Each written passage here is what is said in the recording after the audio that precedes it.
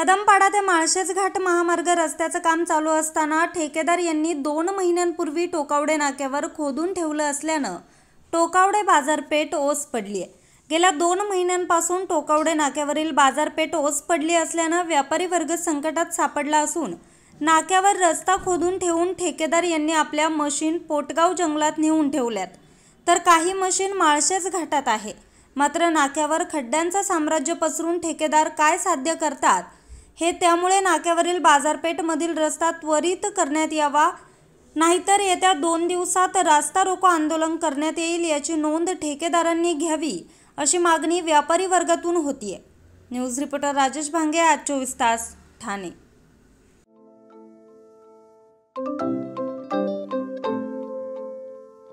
नवनवीन आणि ताज्या घडामोडींसाठी आज 24 तास सबस्क्राइब करा।